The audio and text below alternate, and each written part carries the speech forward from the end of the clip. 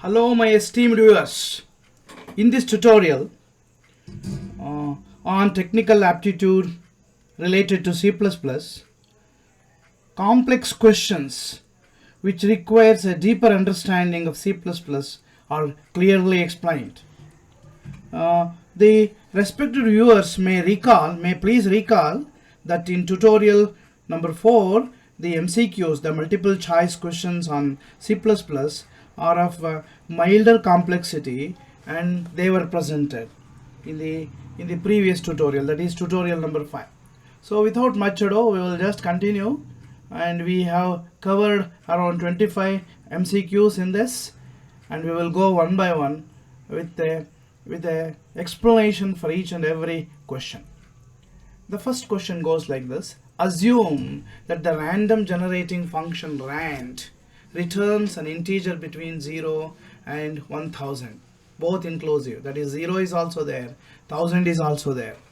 If we want to simulate throwing of a die, which is the expression to be used? You may please recall, when we throw a die, the number that should appear on the top surface of the die happens to be from 1 to 6. Which of the following expressions are to be used? And we have done some kind of a modulo division over here, rand mod 6. Okay, this exactly generates see, any modulo division operation will just give out numbers starting from 0 to 6 minus 1. So generalizing this, if the denominator happens to be r, any modulo division operation will just give out from 0 to r minus 1. Now we need to generate whatever the number on the numerator, whatever may be the number on the numerator, the denominator matters, because the numbers generated is a function of the denominator. It starts from 0 to r minus 1. Here in this case it starts from 0 to 5. Therefore, in order to generate 1, we need to select this 1, 2, 3, 4, 5, 6, because the last number happens to be 5, so this should be the correct answer. So B should be the correct answer, rand mod 6 plus 1. So that is the correct answer. We will go to the second question. If the rand that generates from 0 to 1000 function has to generate numbers between a and b, so a is the lower bound and b is the upper bound, both are inclusive, then we need to put up an expression. We will just discuss this first, and then we will take let us take an example. I will just do it. That's better for a better understanding. Let us assume a equal to 6, b equal to 10. So there are 5 numbers between a and b, that is 10 minus 6. But actually that is 6, 7, 8, 9, 10. Therefore, since the number 6 should also be included, the total number that should be generated is b minus a plus 1. Because b is also included, a is also included. The number of integers that are to be generated happens to be b minus a plus 1. Therefore, the integer, the rand modulo b minus a plus 1 returns numbers between 0 to b minus a. To make it to a to b, we have to add a to this. So this will generate this portion, this particular term will generate numbers from 0 to b. Since the numbers that are expected to be generated by these random function happens to be a to b, we need to add a. So when this generates 0, a will be generated because we have added a. When this generates b, it will be b plus a. Therefore, this question, the answer D happens to be the correct one. We'll go for the next thing, the third question. Which of the following system program decides if a function that is declared is to be treated as inline in the executable code?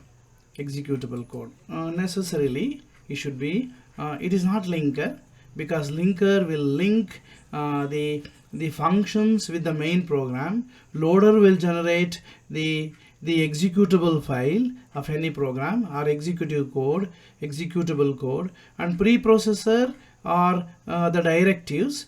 Okay, we will here the whatever that is included will be pre-processed in the preprocessor directives, and it is exactly the compiler which does the magic of treating an inline function to be an executable code, an inline function, right? 4. One of the disadvantages of pass by reference is that the called function may inadvertently corrupt the calling function's data. This can be avoided by pass by reference, because we will be passing the address values of the variables or of the arguments. It may be inadvertently used by the function. So this can be avoided. By declaring the formal parameters to be under the constant category. If the formal parameters are declared as constants, the compiler will not allow any change to be made. So the question of inadvertently computing or corrupting the calling function's data does not arise at all. Therefore, the answer C is correct. Right. We'll go for the fifth one. Which of the following cannot be declared as static? Member variables can be declared as static. Functions can be declared as static. It is only class and objects which cannot be declared as static, and all the above is not the correct answer. Therefore, class and objects cannot be declared as static. That is the answer. Yeah. Sixth question. What is the output of the following C++ program? Void ABC. This is a parameterized function. Cout, hello my dear. Void ABC. Another time this function is defined, that is ABC integer x. It takes only integer x. So this is the signature of this function. This is the signature of this function. So we are using kind of a polymorphism over here. Cout, I am called. This is the output of this particular function. In the main function we have integer k equal to 5, and we are calling this function by just sending the integer variable k.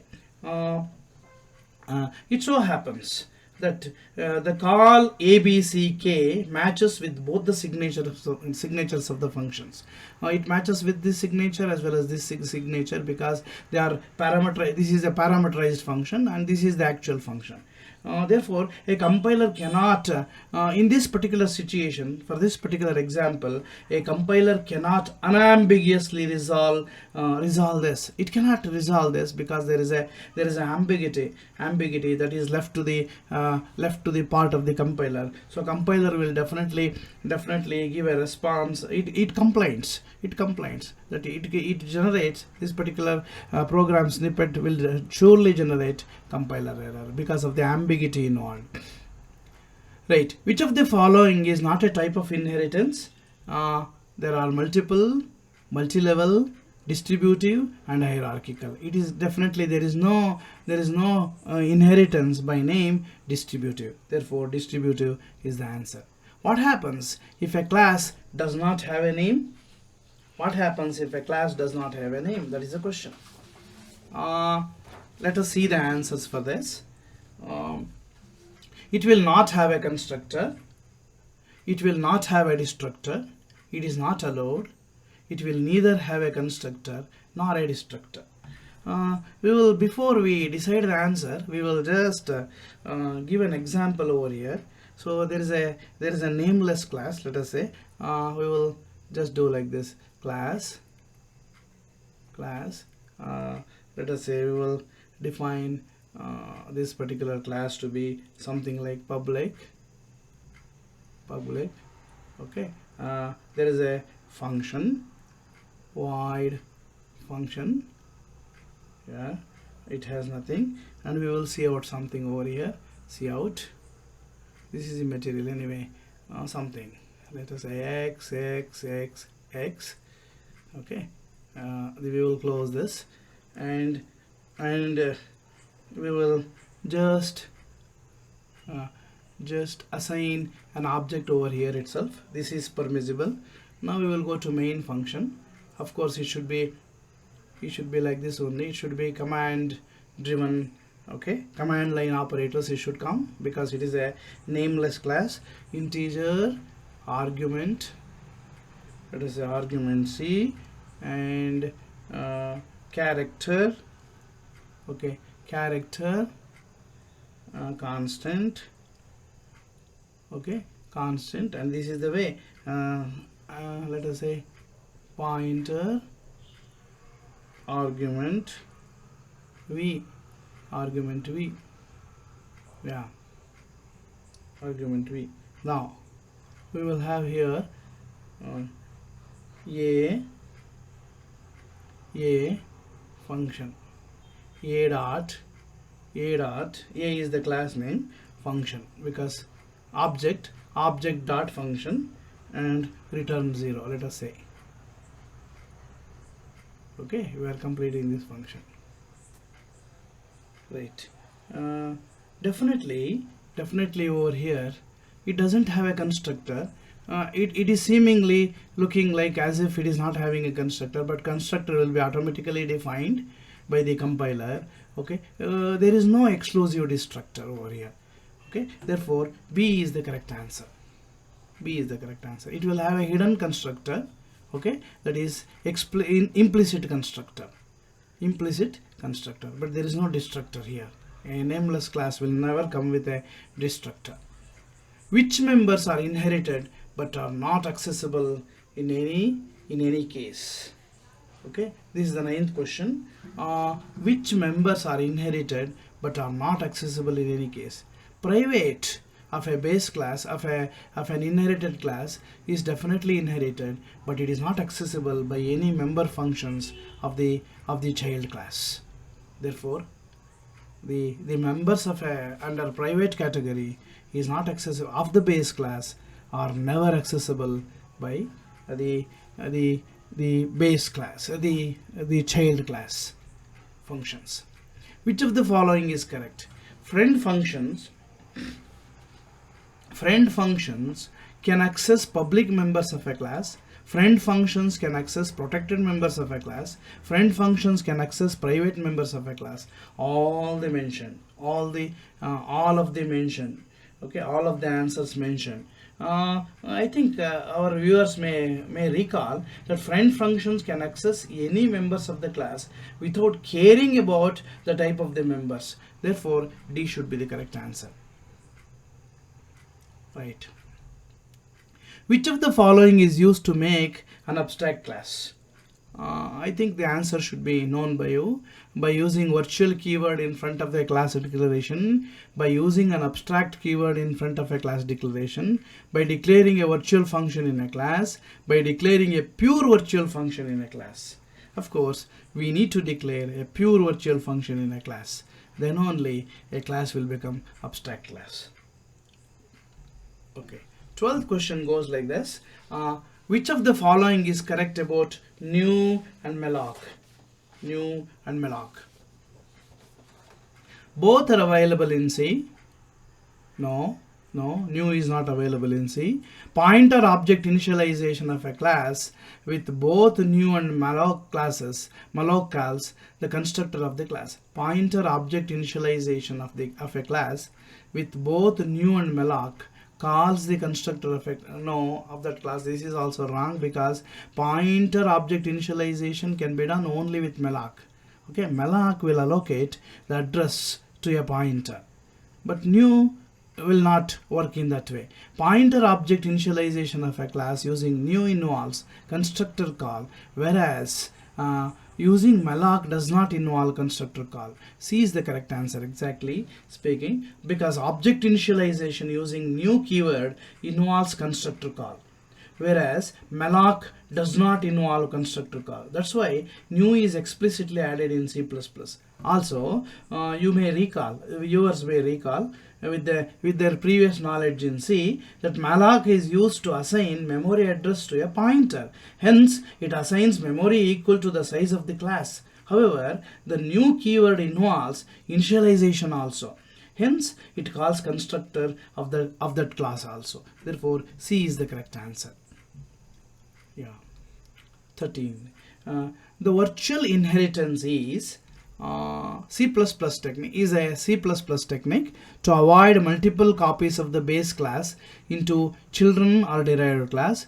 It is a C++ technique to avoid multiple inheritance of classes. Is a C++ technique to enhance multiple inheritance. C++ technique to ensure that a private member of the base class can be accessed. Somehow constructor call. The virtual inheritance is a C++ technique, all right. It ensures that a derived class contains only one copy of the base class variable. I repeat, a derived class contains, it will ensure that a derived class will ensure only one copy of the base class variable. Yeah, that is the thing. Therefore, the correct answer is the very first one itself. To which does the function pointer points to? To which does the function pointer points to? It should be to the function. Okay, none other than a function. Okay, the answer is very much obvious. It should be definitely pointing to a function. It cannot function. It cannot point to a variable. We need to declare separately. It cannot point to an object. We need to declare separately. There is no concept of absolute variables. Anyway, right. The 15th question is, which operator is used to signify the namespace? It is conditional operator, it is ternary operator, it is scope operator, and bitwise operator. It should be scope operator. It is used in the namespace syntax. I think the viewers may recall the general syntax goes like this: namespace. Okay, namespace. Yeah. We will just write a simple snippet to recall our memory. Of course, it is required over here. Okay, the syntax I am writing namespace. Yeah, namespace. Let us say the namespace is named as X and it carries integer A.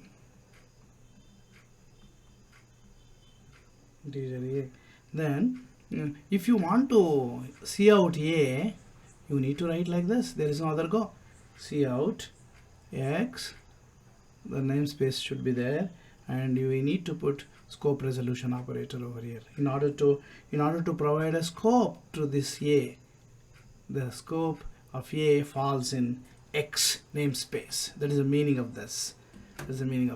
Therefore, scope resolution operator is the correct answer. Right. Identify the correct statement. Namespace is used to group classes, objects, and functions. Namespace is used to mark the beginning of the program. No. The namespace is used to separate the class and objects. No. Namespace is used to mark the beginning and end of the program. No. I think the respected viewers should note that namespace allows to group classes, objects, and functions. It is used to divide the global scope into subscopes. That's all. Okay. Therefore, the first answer is correct. Right. We will go for the 17th question. When exactly a copy constructor is called? That is a question. When an object of the class is returned by value, when an object of the class is passed by a value to a function, when an object is constructed based on another object of the same class, all of the mentioned. Copy constructor is called in all of the above mentioned criteria because in all the above cases we are somehow trying to copy one object into the other. We can say when an object of the class is returned by a value, when an object of the class, so this will be copied in the main function or calling function. When an object of the class is passed by a value to a function, here also copying is done. When an object is constructed based on another object of the same class, here also duplicate copies are made. Therefore all the answers will match. So it is D is the correct answer. Okay, which of the following operators are overloaded by default by the compiler in every user defined classes? In every user defined classes, even if user has not written equal sign, that is assignment operator, or equality operator. This is a relational operator, this is an assignment operator. The question is whether it is this or this. Yeah, it should be only assignment operator, because assignment operator by default available in all user defined classes. Even if user has not implemented, the default assignment does a shallow copy. It is called a shallow copy. But the comparison operator, that is equal to operator, is not overloaded. You can write a simple program for this by creating the space over here, because it is a very important concept that should be remembered. Okay, yeah, we will create a empty slide over here. Yeah, here.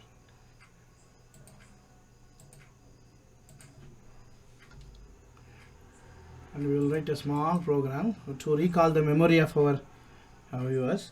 Let us say, yeah, we'll run this.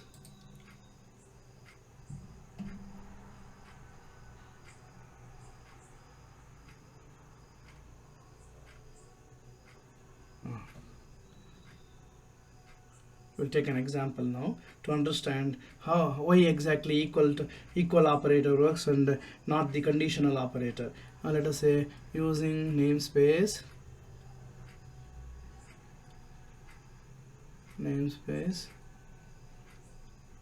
std,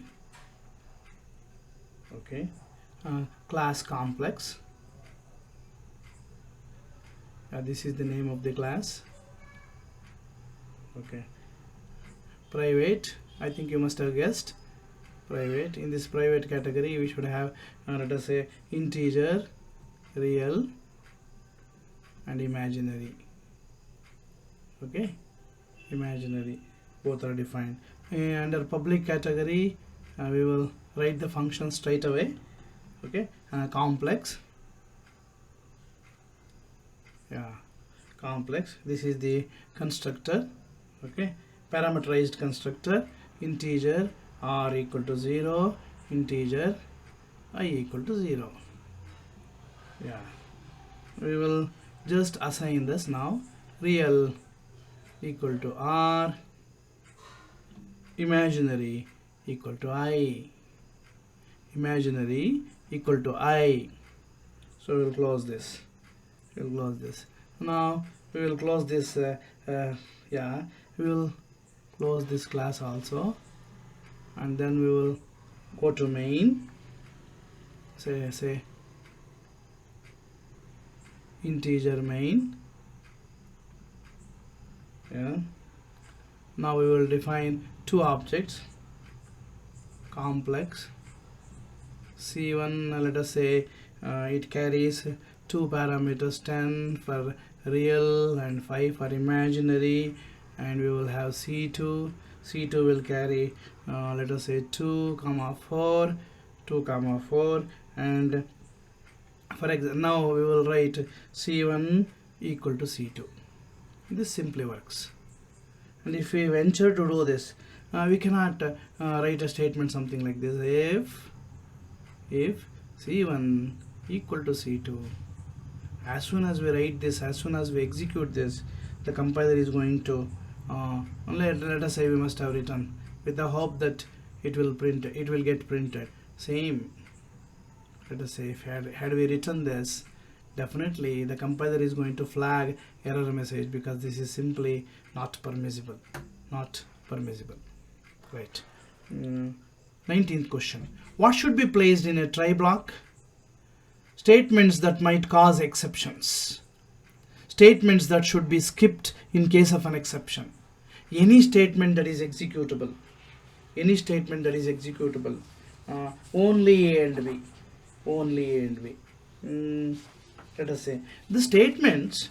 First of all, let us clarify our understanding about this try block. The statements which may cause problems are placed in a try block. I repeat, the statements which may cause problems when the program is executed or program is running are placed beforehand in the try block. Also, the statements which should not be executed after a problem occurred are put in the try block. I repeat, also the statements which should not be executed after a problem occurred are also placed in the try block. Note that once an exception is caught, the control goes to the next line after the catch block. Okay, therefore the correct answer is A and B. A and B. It is not any statement that is executable. Right. The advantage of exception handling is, before we throw out the answers over here, we will recall our memory regarding exception handling. The advantages are many, but predominant ones are, it will remove the error handling code from the software's main lines of the code. Okay, so the purpose of placing exception handling is, is to remove error handling code from the software's main lines of code. It's a method. A method writer can choose to handle certain exceptions and delegate others to the caller. An exception that occurs in a function can be handled anywhere in the function call stack. Okay, it is also has an advantage of separating error handling from regular code. Okay, it will also have the advantage of preparing errors up the call stack. Okay, remove the error handling code from the software's main line of code. A method writer can choose to handle certain exceptions and delegate others to the caller. An exception that occurs in a function can be handled anywhere in the function call stack. Therefore, all the above is the correct answer. Okay, that is the advantage of writing exception handling. That is the which is typically provided by C++. Right. 21. Assume class quest. Which of the following statements are responsible to invoke a copy constructor? Quest T2 T1. This is correct. This is also correct. Quest T4 equal to T1. This is also correct. T2 equal to T1. No, this is not correct because there is no class that name that is mentioned. It should be both A and B. Okay, in order to invoke a copy constructor, A and B can be written in the code. Yeah. 22. Syntax of pure virtual function is virtual void show equal to 0. This cannot be because two equal signs have come. This is not assignment operator. This is equality operator. Void virtual show. This cannot be because of two difficulties over here. Void is placed in the beginning, and here there comes the relational operator. Virtual void show equal to 0. Virtual void show equal to 0. This is the correct answer, because this is not the correct answer, though equal sign is over here, assignment operator is over here, because void has come.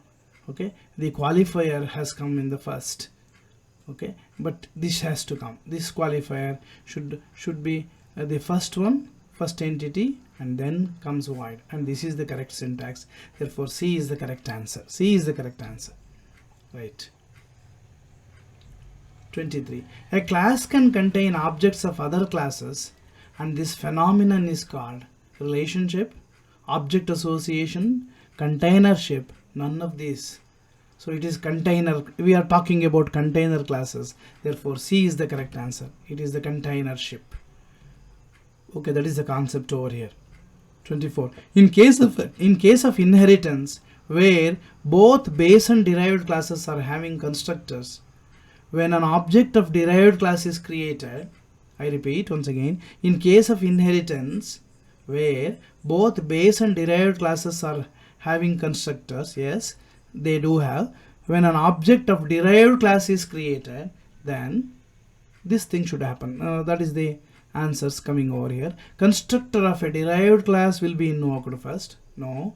Constructor of the base class will be invoked first. That is correct. Constructor of derived class will be executed first, followed by base class. No. Constructor of base class will be executed first, followed by derived class. Okay, it is the D. Okay, first of all, the constructor of the base class will be executed, then follows the constructor of the derived class. Therefore, D is the correct answer. The last question in this module, in this tutorial, happens to be this: if a class contains pure virtual functions, then it is termed as you might have guessed, it is not virtual class, it is not sealed class. There is no concept like sealed class. Though the classes can be sealed one inside another, but there is no terminology like this.